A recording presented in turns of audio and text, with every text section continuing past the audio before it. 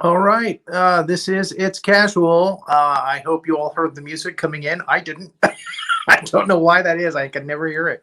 But anyway, tonight we have musician Lucas Warford on the show, which we've been waiting to get him on for a while. He's been busy. And I am so glad to have him on tonight. And he hasn't arrived yet, but hopefully Damion Poitier will be here a little later on to tell us about his acting and stunt work in Hollywood. Without further delay, I would like to bring Renee, my co-host, up, and my producer Hello. and the glue that holds me together. And we have a video that came in, didn't we? We do. And this video references somebody. Do you want to talk about who it references? Yeah. Again, he says it in the video. Chip Okay. Kopp who was a guest on our show a little while back. Yep. Likes to rescue animals. He is in Montana, and he likes to rescue animals. And some of the animals that he rescues are raccoons. And so he has raised a few raccoons for short periods of time, and then re-released them out into the wild. And one of them, named Binky, sent us a video. I don't know how, but he sent us a video, and he was cute, Yes. but he was concerned about being released back in the wild. And evidently, from the video we're about to see, he has been actually, in fact, released into the wild by Chip Kopp. He has already been, because sometimes they go back into the wild. Let's see what he says anyways. Yeah. Hey everybody, this is Binky. Look at me, my paws are all raw. I'm out in the wild. Chip Cop took me in and treated me really good, and then he let me out in the wild. Oh my God, it's a jungle out there. Boy, I think I got pink eye too. Ooh, pink eye. I just want to say thank you, Chip Cop, for nothing. You give me a taste of the high life, and then you took me out in the wild. And look at me, I'm a mess. So if anybody out there wants to, adopt a raccoon before I get killed out here, just tell Rory, Bedland, or Renee Jaworski. Thank you. Go. Aw, that's, my heart goes out to Binky. So yeah, obviously we feel bad for the little guy, and he's thrust back into a situation that he's not accustomed to anymore. So if anybody is watching the show, any of our fans watching the show and wants to adopt Binky and bring them to their home, please send us a short little video, and hopefully we'll find him a nice little home and he'll be safe. Oh, that's wonderful. That's right. So anyone who wants them, just maybe under a minute or so, just send us a little quality content, as Keith Cutts calls it. And maybe we can even play one at the end of the show. You just never know. We can make dreams happen, right? If it happens during the show, who knows? Yes. Yeah. That's right. It's best to send it to Renee Jaworski. Send it to her Facebook. Send it, DM me if you want to adopt Binky. Yeah. There you go. And then if she gets the video, she'll let me know, and we can, if we get it before the end of the show, maybe we'll run it. If it seems legit to us. So it has to be legit. That's the thing. Okay. So I am hoping again that Damion will show up during the show. Usually our guests show up before we start the show. And he has just walked in. Yes, I Awesome. see him in the green room. Yes, I see him in the green room. Well, we told Lucas he was going to go on first, so let's go ahead and bring Lucas up. All right. And everybody Damion knows Lucas Warford. We love him. So great. And Lucas, I was blown away by your performance on SDF. I watched a performance of you late one night a few months ago on SDF, Socially Distant Vest, and I was just like, wow. I really, really dig your stuff. So if you could, please, for the people who haven't seen you perform, can you please start us off with a song?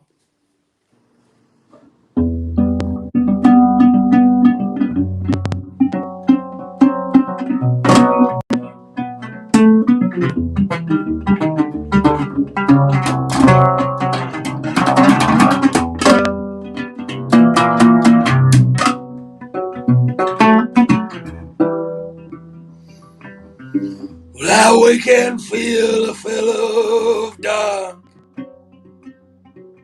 Cross the fields and feed the lilies. Sway to the cease their shift. Violence, evening's evil cold. Oh, now, come now, landlord, fill your cup. 'Cause in the morning, you'll be sober. Oh, prettiest girl is the one you love the lost. The shiniest spoon is the one you're sick sweet blood. Ooh, black dog. Ooh, black dog. Well, ooh, black dog. He's hanging around my window. Well, now, said the shadow to the man. Oh, now let you see me so wonder. But don't you think too hard? No, don't you think too long? Oh, these dogs say we rise and pull you under. But I said, shut your mouth. Oh, you shut your mouth. Yeah, you shut your mouth. Shut your mouth and say, ooh, black dog. Say, ooh, black dog. Sing, ooh, black dog. Quit hanging around my window. Well, now.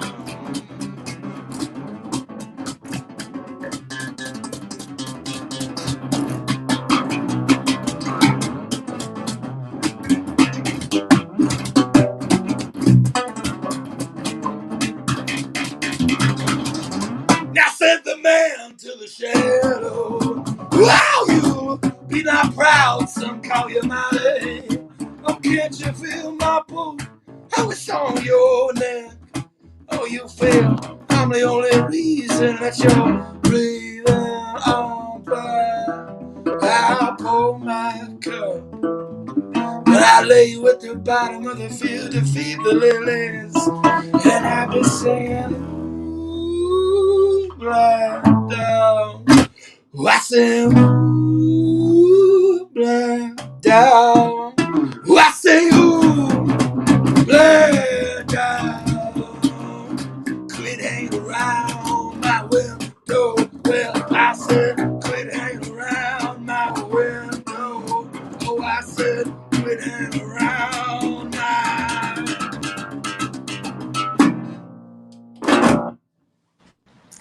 Oh man, man, oh man. The first thing I got to ask you out of the gate is, how old are you?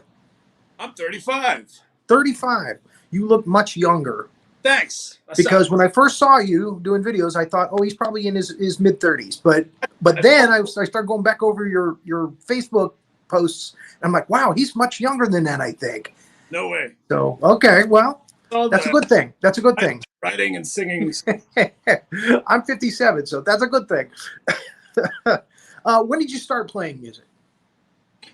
I mean, I grew up in a musical family. I didn't really get around to getting obsessed with music until I was about 15 or 16. I definitely grew up with music around, but my family wasn't like forcing it into my hands at a young age or anything like that. Mm-hmm.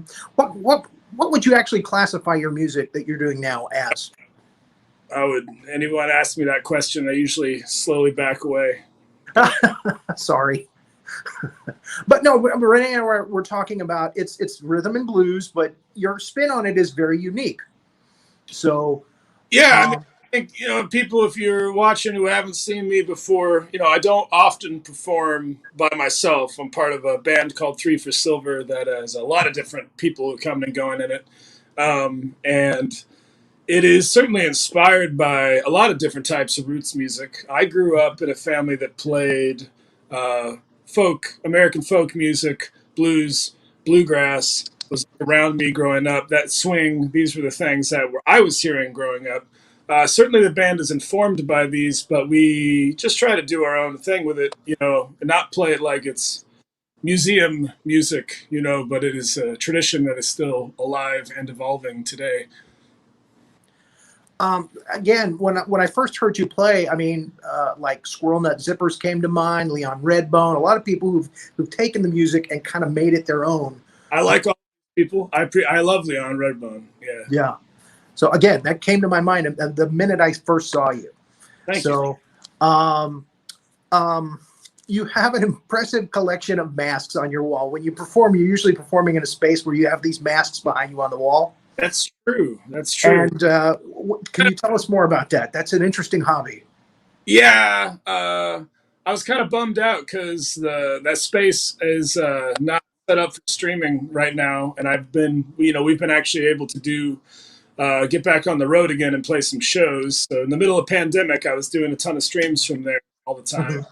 I got it all set up, and it was a nice excuse to use those masks for a change, because honestly, most of them come from when I was a kid. I got obsessed with masks, and I don't even know. For quite a number of years, I would get my hands on one whenever I could. So the vast majority of those masks actually accrued like as a child, and I've just held on. And you held on to them, child at heart, man, just like it should be. Can you play another song for us? Oh boy, I bet you I can. Do you want to hear? Yeah. Let's see. You want to hear a fast, a depressing song, or a slow, depressing song? I would like to hear a fast, depressing song. That would be interesting. Okay, cool. Let's see what happens. That first one that I played is Black Dog. That's like one of mine. Here's a song I've been playing a lot recently, and they didn't tell me I had to only play originals, so whatever. This is no, you can do whatever you like, whatever you're comfortable with. One I've had on my mind a lot recently. It's by a great Australian songwriter by the name of C.W. Stone King. Let's see what happens.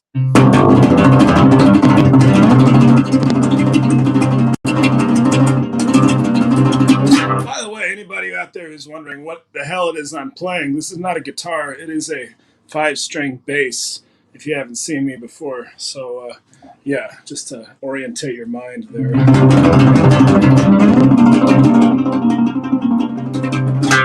I roll like thunder, flow like dynamite. Oh, flesh and bone I come, not death all by my side. In from the storm I wander, his breath is down my tongue. Oh, I took my chances, took what chance I got. Lord knows my hands is tied, they're open with ancient blood. How it floods my mind with images, blinding as the sun. Oh, the thing I done. I can't tell my future, I can't tell my past. Lord knows his hands is tied, it's what makes this journey its task. How it weighs down upon me, on the run. Oh, the thing I done, the thing I done, where the band is playing in the electrical light. But I am all at sea away under the shade of that dark night. And I never had a dream I'm come bound to war, bound to war.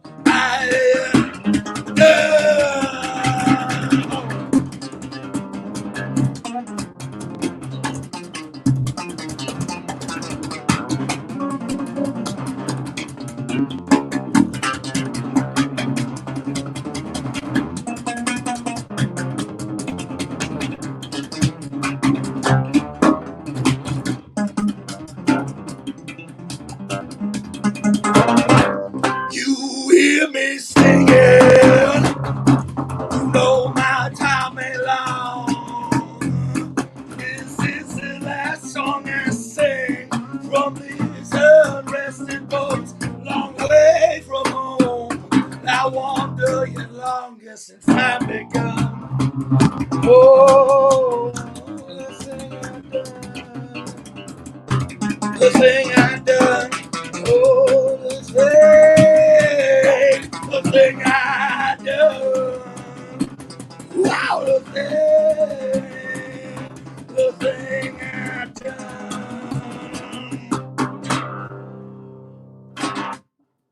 Oh yeah. All right. Now you're playing the 5-string bass there, right? Do you play other instruments as well? Oh yeah, yeah. I mean, on stage, I mostly play basses and a little bit of mandolin, and I grew up playing guitar, upright bass, and I'm pretty handy with a lot of instruments, as are most professional musicians. Yes. I actually saw you play mandolin the night that I was watched you on SDF a couple of months ago when I first saw you. I've actually seen you 2 times since then. Oh, cool. How did the pandemic affect you over the last year and a half? Yeah, sucked. I mean, it's the worst thing ever. I mean, we were lucky in some ways. We made it through. The band exists. We have tours lined up for next year. So, it could have been a lot worse. But yeah, I mean, I've played music full time since I was about 21, and I've never taken a break. I've never stopped doing it. And I'm not surprised. I've never, never not toured for big chunks of the year. And so, yeah, I mean, it was really hard. If you're a full time performer, like figuring out, I was, from this perspective, I can see the positives and things that were good about it. And, figuring out who you are when you don't have those things that you're used to, there's a lot to be learned from that. But if you had asked me 6 months ago or a year ago, I would have just told you, fuck this sucks. It has been a time of creativity for many who have not been able to get out on the road. Yeah. If there was a silver lining, did you write any new songs when? Yeah, it kind of goes. I usually have a bunch of stuff on the stove, as it were, and then I'll get around to it. And so certainly the pandemic was a great opportunity to finish some things that were lingering and, write some pandemic songs too, as one. Do you have a pandemic song you can play for us? Sure. I don't play it on this instrument really, so we'll see how it goes, but whatever. That's one of the things I learned about live streams when I started doing them a lot. It was like in the middle of the pandemic. There were no shows to be played or anything. It was like, oh man, I can do whatever the hell I want. Well, that was one benefit of the live streams. Could play whatever I wanted to, mess up as much as I wanted to, try new material as much as I wanted to. So here was one that was pretty explicitly written about the past year and a half. So.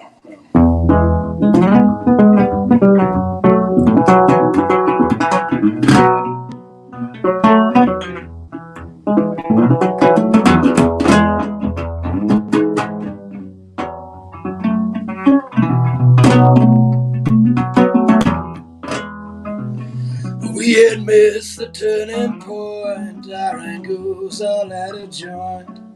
Roads are turning inward, though we wanted to get out.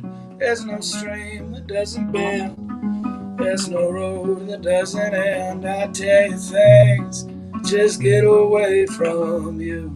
Now I'm singing with the moon and midnight flowers all in tune. Things just get away from you. This is where my violin player would take a beautiful violin solo. Let's all just imagine that right now. The platonic imagined violin solo is always much better than the actual violin solo.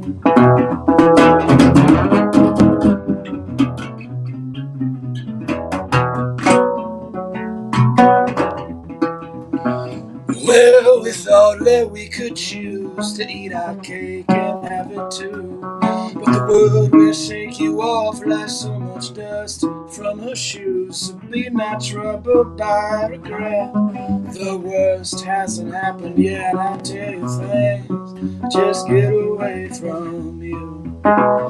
See the fire, paint the dark, a conflagration from a spark. Things just get away from you. Things get away from you. Things just get away from you. Things just get away from you.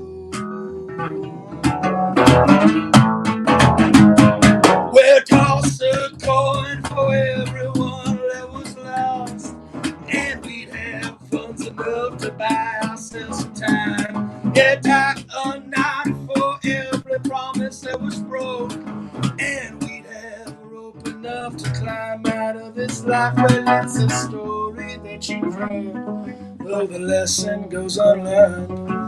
You can know the ending and still think you won't arrive. Just how in spite of this song you will forget me when I'm gone.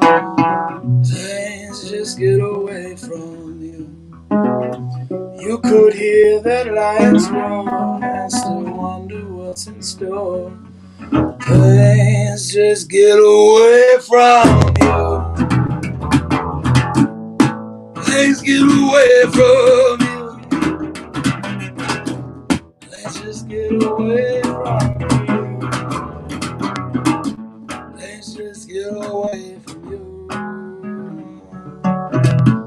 Things just get away from you.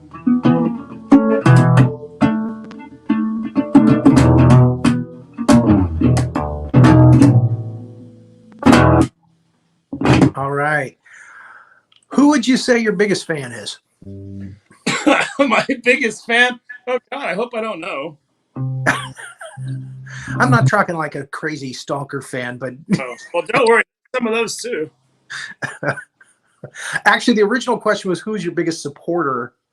Parents, for sure. I've been very fortunate to have very supportive parents. You know, my dad and my granddad and my great-granddad were all professional musicians at different time in their lives, not for their whole working lives, but for a chunk of their lives. And they all know what it's like. I never knew my great-granddad, but my granddad's still alive, and he's turning 101 next week, so watch out, everybody. Oh, man. Yeah, but they all knew what it was like, and they're very supportive of what I do. And my dad, you know, he's a performer. He's always very honest with me, and I really feel like they wouldn't have encouraged me to do it if I sucked at it. So they were always pretty, you know, they didn't have like money or things like that, but hey, you know, like just loving what I do and thinking it was the right thing to do is a big help. And it's better than a lot of people I know have it who, you know, they decide to take an atypical path and it can become a big problem with their families, things like that, you know. So Yeah, I always hate to hear that. I mean, you know, if you're happy doing it, you know, I mean, I hate to hear that parents would, you know, chastise their kids for creativity. Or a common story among the kind of guy. Yeah, for sure. Like maybe not, you know, kicked out of the family, but definitely is a point of contention, you know, not something of pride necessarily. So, yeah. Where can we look for you in the future? Well, you know, we are going to be releasing a Christmas song in December. I know 3 screams Christmas time, if you can't tell from listening to my material here tonight.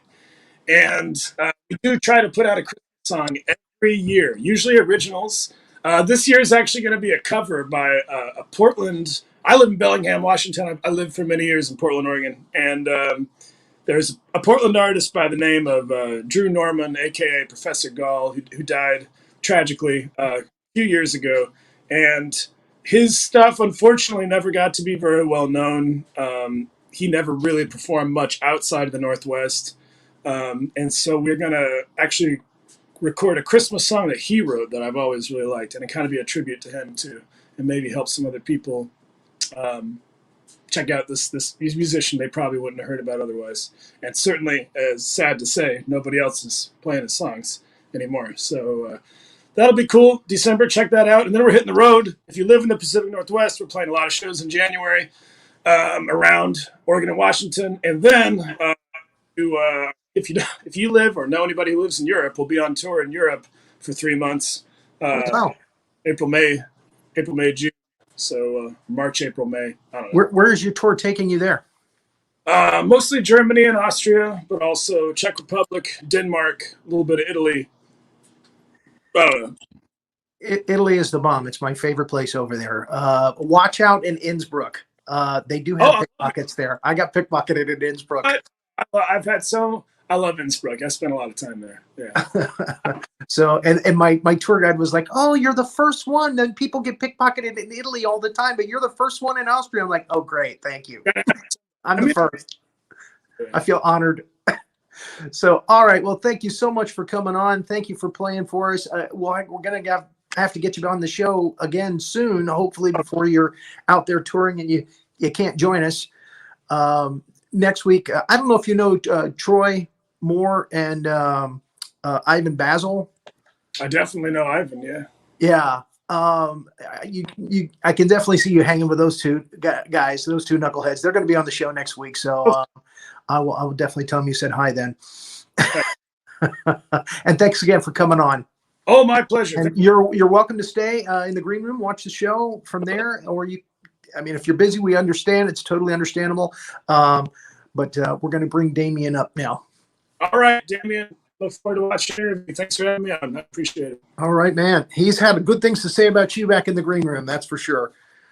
Our next guest on the show is someone that I knew from around the turn of the century. And he went out to Hollywood, and we're going to talk to him now about how that worked out for him. And let's welcome Damian Poitier. Hey, how's it going? There he is. Been far too long, Rory. Been far too long, my friend. It has. I just realized just now at this very second that I did not get the video ready. I did, but I didn't send it to Renee for us doing Thundercats together. I still have. Oh yeah, you have a copy? Oh, I need that. That was. I'm actually not in that video, right? I'll send it to you. Huh? I'm not actually in that video. You're not? No, I ended up having to shoot. In that. Wait. Did I play? Did I play the? I was going. Did I play Mumra? I thought you were the evil overlord in that thing. Did I play Mumra? Like the mummy Mumra, right? I actually got the 3 videos that they did. The Batman thing, right? Thundercats, right? And Creature Quest. Yeah. Creature Quest. I need copies, bro. You're gonna have to give me some digital copies. That's amazing. They're like old grainy copies, but I know. Perfect. Yeah, it's all good. Yeah. Wow. But wow. I got to play Snarf. Right. I remember. I thought you were in that for sure. I thought you were. I might have been old Mumra, but I thought, because I know they originally he wanted me to play Panthro, but I was like, at the time I was way too skinny to play Panthro. I'm like, I don't have the broadness of Panthro. So I might have ended up actually in there as the Emperor. So I'll have to watch it and go see it and watch it and go, I can't tell if that's me, and we'll move forward. I'll try to get that to you. and I'll try to get that on the show next week, maybe as a bonus. Very cool. You went out to Hollywood around the early 2000s. Yep, 2000. Actually, it was 2000. You actually went out there to become a stunt performer, or? I got into the union through stunts. So the goal was always to go in professionally as a stunt performer, and then segue that into acting. Okay, let me explain to our audience the difference between a stunt man and a stunt actor or stunt performer. A stunt man, you'll never see them. You'll never see their face. If you do, they're usually playing somebody else, right? Or they're in the background, like they're just people who are around the mayhem. Yeah, but a stunt performer, a stunt actor, actually plays a character. They actually play a character, and sometimes they even get lines, and they perform stunts in movies and stuff. And obviously, looking at your IMDb, you did a lot of stunt performing early on, right? Mm-hmm. And that was your backdoor into Hollywood, to become an actor. So when you went out there, you wanted to be an actor. Yeah, acting was always the intention, and then I got involved in the stunt people here, and they were very welcoming. And I was working on a lot of sets, working on a lot of shows I wanted to work on with a lot of people I wanted to work on. So I kind of got into a nice groove. that was really nice for working and experience and things like that. Not great for career goals, but really good. Plus, I mean, stunts is it's a wonderful brotherhood. It's a wonderful job, Mhm. you know, and I don't know. I really only stopped because it was like, okay, if you don't want to coordinate, you know, and you don't have an actor that you're doubling on a series, then you run into a limited amount of real estate on the career. You know, at a certain point, the hits start hurting a little more, you know, things like that. And don't get me Yeah. wrong, I know guys that are in their 70s that are still day playing. Wow. Like there are some serious like hardcore, and it was something I potentially could have done indefinitely, but I knew I had always wanted to do something else, and the stunt opportunities were not as like we started to slow up a bit in terms of I really need to start putting myself out there to get jobs, and I'm like, if I'm going to be putting myself out there, why not do it for acting, which is what I originally wanted to do. Right. You know, and but the calls kept coming, and it's like even I had a bucket list gig come up. I had a bucket list gig come up recently that I came out of retirement for. I was like, I got the call, and I was like, oh, I was really trying to, you know, segue out of it. I have some other things going on that are acting that are going very well, and I was trying to segue out of those and stay into the acting realm. But this came up, and I can't say what it is because I was going NDAs. to ask you, can you tell us what it is? Oh, I can't tell you what it is. I won't be. And Non-disclosure. if I do my job right, you'll never see me. But it was something where since for a very long time, it's something I've wanted to do. And when I had the opportunity, it was like, well, not only are you going to do that thing, but you're going to be working with the person that inspired you to want to do that thing. Very cool. It's like you get to stunt double the guy that made you want to do this type of thing. And I was like, so we came out of retirement. Yeah, there you go. If it's something that you wanted, you know, if it's a dream, then hey, man, Yeah. go for it. That's what I say. Yep. Jarhead. I like your shirt. Thank you. I wore this. I actually went back and forth between the Captain America shirt and the Right. Flash, but I really like Goldface. I gotta tell you, I really like Goldface. Thank you. So you were talking about Jarhead. Jarhead, yeah. Mm-hmm. You're on there with Jake Gyllenhaal and Jamie Foxx. How tell us some stories about that. How did that happen? I went in for the audition. When I went in for the audition, I had a full beard and a full head of hair. So they really liked my take, but it was I looked older. You put hair on me, and it puts another 15 years on me.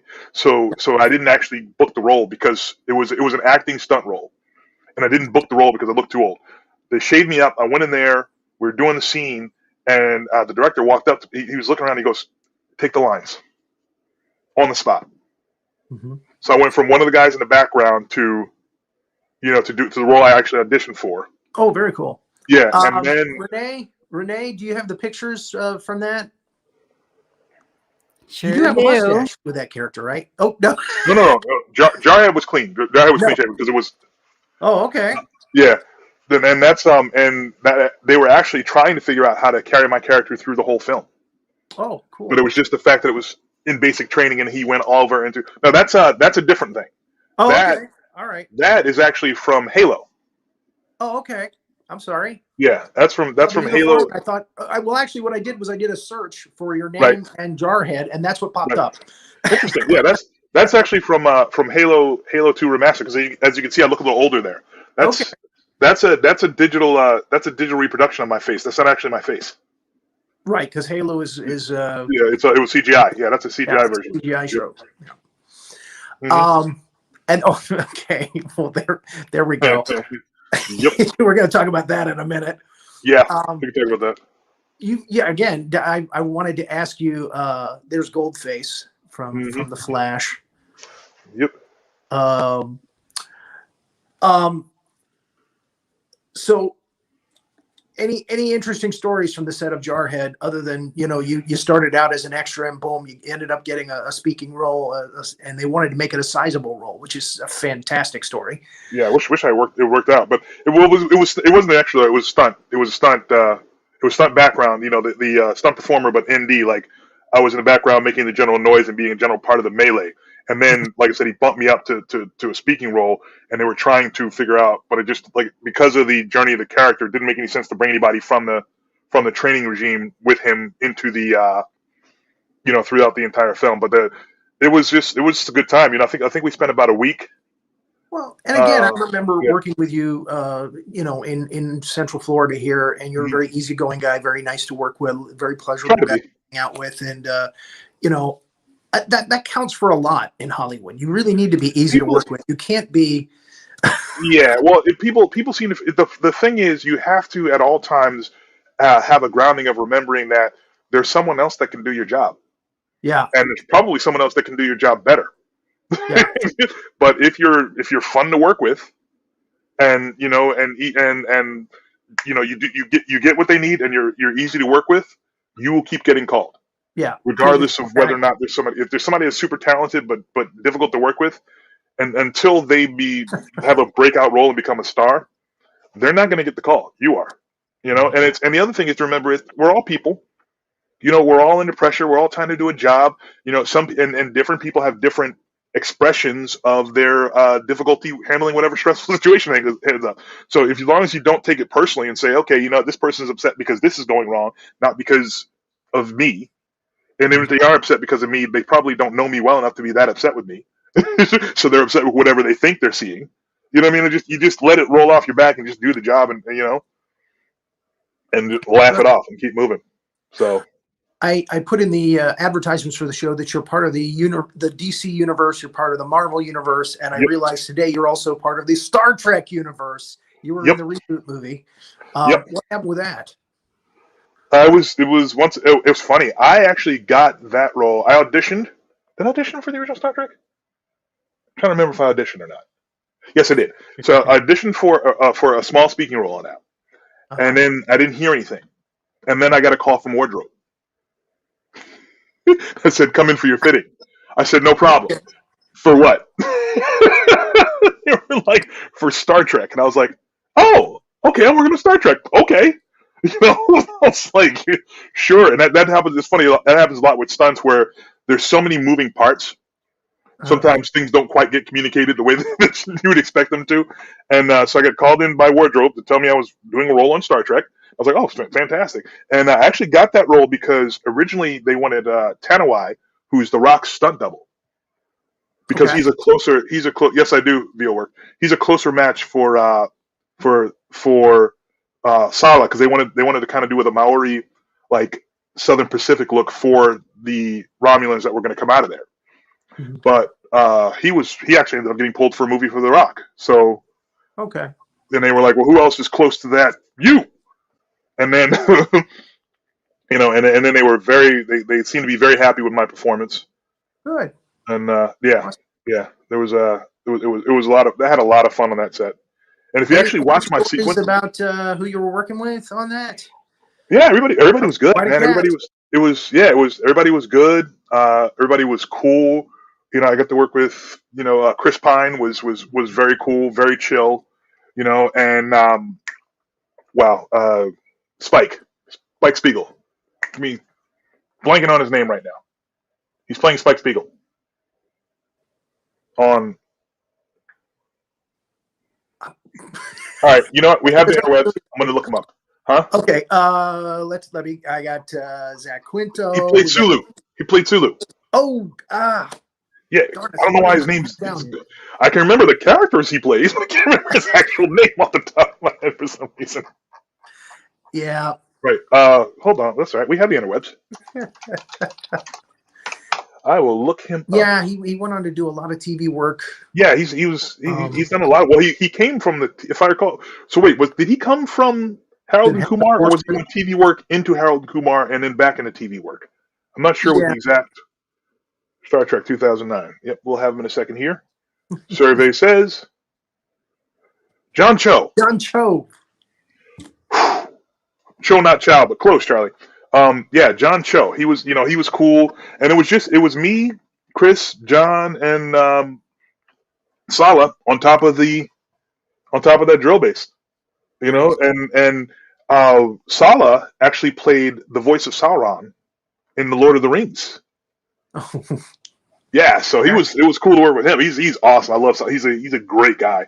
He's doing a lot. He stays very busy too. So he does stunt work and acting and just where he's all over the place. He's producing now.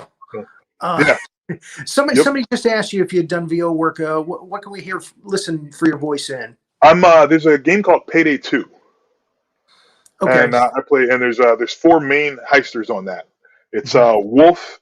Well, Dallas is the main guy, and then there's Hoxton or Houston, depending on when you play. Wolf and Chains, and I play Chains. Okay. Yeah, I saw Chains on the IMDb again. Mm-hmm. Yeah. So and that was a crazy gig. What ended up happening with that was I started off. I worked on just a short film for a friend of mine. Like he was like, "Hey, I got this cool short film idea that I want to try to I want to try to turn into a series." And I was like, "Okay." So it was called Agent 88, and it was about this. It was the Peter Jackson, the voice of Sauron and Peter Jackson's, and it was yeah. Right. So for I was doing the short film that he wanted to do was called Agent 88 about a assassin that had a amulet that made them immortal, but she aged slowly. So she was currently physically 88 years old, or looked 88 years old, but still was able to move like a crazy assassin. So she was able to very easily hide as a older woman, to get to her target. So it was really cool. And so I was doing the post work for that, post VO, audio recording stuff that they didn't quite love in the sound mix. And I was in the office of Damian Lichtenstein, who he was director for 3,000 Miles to Graceland. Okay. And he stays busy, and he was working on this project called Payday, and Payday was a video game that had come out, and it was basically a video game based off the opening scene of Dark Knight. It was 4 guys in masks, clown masks, that were robbing banks. So he kind of the creator of the game, Bo Anderson, took that idea and turned it into a whole video game about this crew that were running around robbing banks and doing stuff like that. So they had just finished the first game, and they were talking about what they were going to do with the property. And Damian wanted to do a movie. And to start off with, he did a web series. And so I was literally in there. I was doing some post work, and names and me today. It's happening more and more to me too. I'm just like really close friend of mine. Yeah. Back in the day, man. You'd say a movie, and I would rattle off a director. Oh yeah, the guy. Went and got her sandwiches. But certain things will come right away. Other things, I'm like. So Digger Mensch, it was the one who created and directed Agent 88. And Digger said, "Hey, come on by the facility." So I went by, and he's like, "Hey, go upstairs and talk to Damian." And so I was like, "Okay, which movie have you been looking for you?" "Oh, Wizards." This is the whole side conversation that you guys are having. And thank you, because I want to watch Wizards again too. So he said, "Go upstairs and talk to Damian Lichtenstein." I'm like, "Oh, okay." So I go upstairs, and there's a camera sitting in my face, and there's a whole setup, and he hands me some sides and goes, "Read these." And I'm like, "Oh." So I read through the lines. He's like, "Nice." And we have a little post lines interview type thing. And then I get a call a couple weeks later. It's like, "Hey, you want to come play this character in this web series we're doing?" And I was like, "Yeah." And then so we did that. And then the Bo got a hold of the web series footage, and they were like, "Hey, would you possibly want to maybe do a little bit of the game VO?" And I said, "Sure." So I did some of the game VO, and they're like, "Hey, you want to do the whole game?" And I'm like, "Yeah." And they're like, "Hey, can we use your face and just make you change?" And I'm like, "Sure." And then they're like, so I did all that. And then it was like, "Hey, we're gonna do some downloadable content. We're thinking about shooting a live action trailer. Would you want to come to Sweden and play the character in the live action trailer?" And I was like, "Okay." And I just kind of spiraled. Next thing you know, I'm flying to Australia to do a game conference. They're taking me E3 every year, and it was like that game went on for like 10 years. Yeah. It was off of a go upstairs and talk to Damian. So it was a crazy 10 years, and they've been I keep in contact with those guys on everything that they're working on, and they're very much looking forward to working with me again for the Chains fans in the crew there, and in the audience. And yeah, so and then I've done a few other video games since then. I've done some other things. Yeah, but it came out of nowhere, and then just spiraled, and it was a wonderful, wonderful spiraling for me. So yeah, well, you were the zombie puncher and zombie whisperer. So yes. I got to watch that now just to see what you do with that. That was pretty much just a stunt gig, so it's very, very little. In fact, I think I came up with a line, and then the director gave it to the other guy, and I was like, How dare he? right? Okay, so the Avengers Hmm. comes about, and did you get a call for that? I mean, did the fact that you had wore prosthetic makeup before help you to get that? Like, I mean, what happened? It was super simple. I got a phone call from my agent that said, "Hey, you wouldn't want to audition for a non-speaking role for Avengers, would you?" And I was like, "The fuck, I wouldn't." Seriously? Like, stick me in there. You're yanking my And chain? it was super simple. They said, I went in the audition room. They said, "Turn around and smile." Turned around and smiled. They said, "Do it like this, do it like that, do it like this, do it like that." Turned around and smiled a bunch of different ways. Went home, got a call a couple weeks later. Never told me what I was doing. Yeah, I thought I was going to be. I thought you didn't know until you got out of the makeup chair that you were doing Thanos? Yeah. Found out in the makeup chair. Saw a mock-up of him, and then saw some pictures, and I was like, because every time I go to a makeup like establishment, they always have lots of cool stuff around. So I'm always like, looking around. I saw it, and I was like, "Oh, cool." And I literally was like, "Yeah." I was like, "Oh, I saw the Thanos stuff. That's pretty cool." And they were like, "Yeah." I was like, "Yeah." I was like, "I saw it was on on this person." They're like, "Yeah, that was a mock-up." I was like, "Oh, cool." Like, because it's going on you. And I was like, and Rory, you know how long I've been reading comics. Yeah. I mean, you guys can see comics here behind me. Oh, yeah. So I went, Holy and I was just like, I was like, Thanos. and I was like, and of course we all know how that worked out. But at least for that, we're going to talk about that for a second. Second. Guardians came out. It was amazing. amazing. To talk about your name on your IMDb for that. Man number one.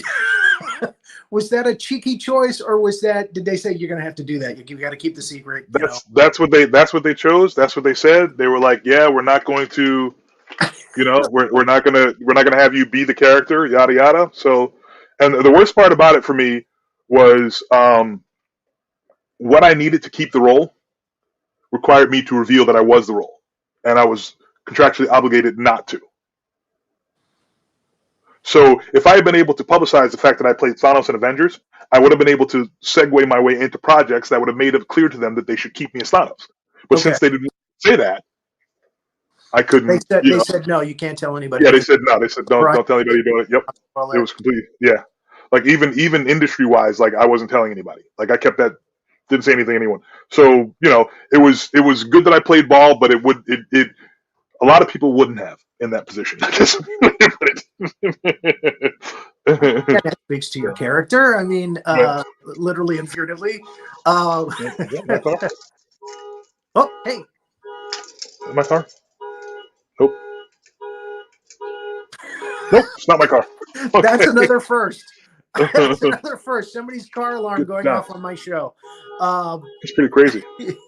So, obviously, you were crushed when you found out that James Brolin was going to play it when Thanos did show up in the universe. Yeah. I mean, did you really hope that it was going to come back for you?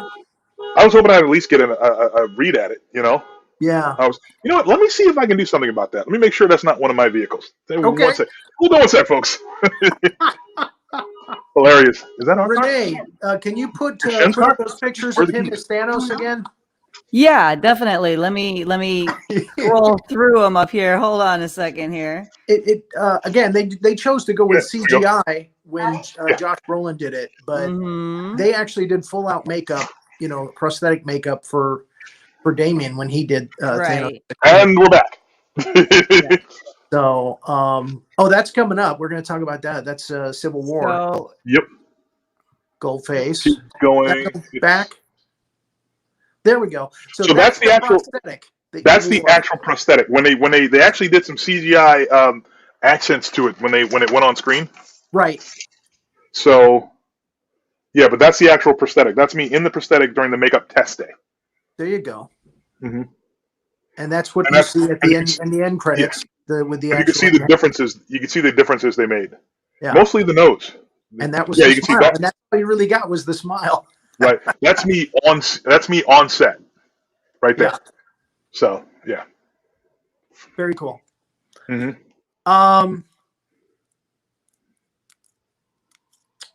Captain America: Civil War. Yeah. Were you called in for that because you were great to work with on Avengers? No, that was actually came through Stunts. Okay. And I know, obviously I've kept up with the stunt people, and it was one of those things where obviously at that point I knew Thanos thing wasn't happening, and I was, I had heard that the character I was going to be playing wasn't going to die, Okay. which is, well, if your face is on screen and you die, they can't use you anymore. Right. But As so it's that easier if character. your character, as that character. Well, yeah, exactly. But it's easier if you're seen and you don't die. So yeah, so it was just an opportunity to just go in and play with some friends and do something pretty cool. And Yeah. actually, in this scene, originally the way the scene was shot, all of us had a nice kind of setup. Mm-hmm. All of us, they shot all of us, because remember he said it was a shell game. So the way they shot it was you really couldn't tell which one of us had it, and we all had lines and things like that. And then when they cut it, it ended up just being me, and I was like, oh. Okay, that's wasn't expecting that to happen, but cool. I wasn't expecting to get that much spotlight in that, so that was kind of a And I forgot cool the name thing. of the character that you're next to in that picture there. Crossbones. Crossbones. You're Yep. you're right next to Crossbones, and Mhm. he was the character in that scene, Yeah. the main villain character in that particular part in that scene. Yep. So yeah, you lucked out. You were right there at his shoulder. I mean, Yeah. Well, like I said, but the other guys were saying stuff too. It wasn't just me when we shot it. And then the way they edited it was just, it ended up being basically, focused on me and him, and everybody else kind of was around. I was like, oh, okay, cool. there's a lot to. I mean, it really is true. If you have a certain look, I mean, the directors want that certain look, and there's a look, and there's a presence as well. There's something about the camera, the camera reacts to you in a certain way, and apparently a few people think I have it. I'm going to cut my own throat here. And when I was an extra in movies in Florida here, I got picked a lot to Right. be in scenes. So whether it was charisma or just my look, or just they needed a fat guy, I don't know. Yeah, I'd say the first two. I'm going to go with the first two. All the above. I don't know. Yeah. First two. First two. But again, they tell you never admit that you were an extra. Any stories from the Avengers movies, the Captain America? Just good times. I mean, funny story for that one. So once again, I had to do ADR for it, and it was ADR is audio digital recording, and basically what you do is you go into a studio. There's a huge screen. You're looking at yourself on camera, and there's a mic, and you have to match your tone and everything, because they want a cleaner version of whatever it is you said when you were there on the day. Because there was stuff on the set, right? Yeah, right. So when I was there, that's my dog. I don't know if you can hear him.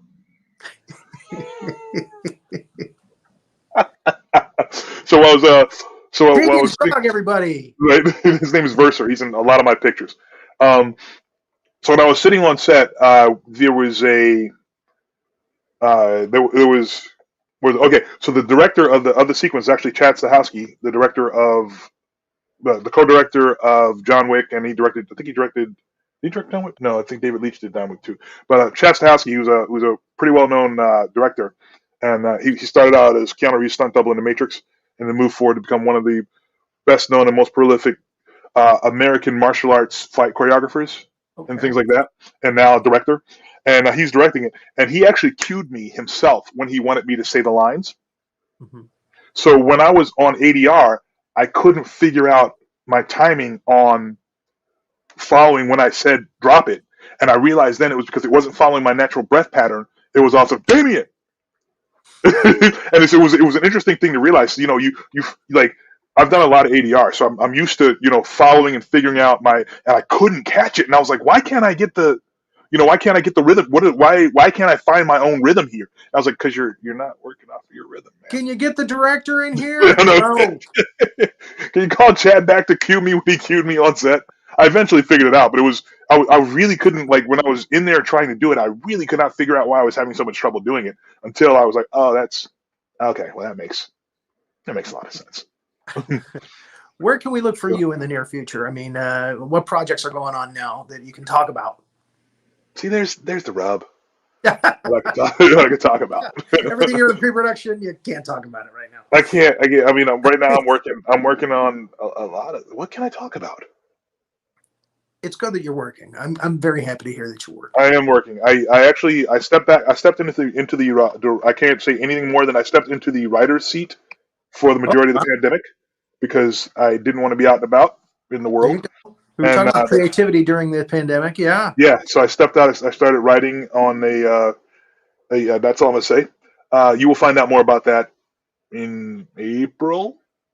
Okay. Oh, we haven't talked about Goldface. This is my favorite character you've done. Oh, thank you. The last episode that you were with the love story was very cute. I mean, that was very cool, very funny.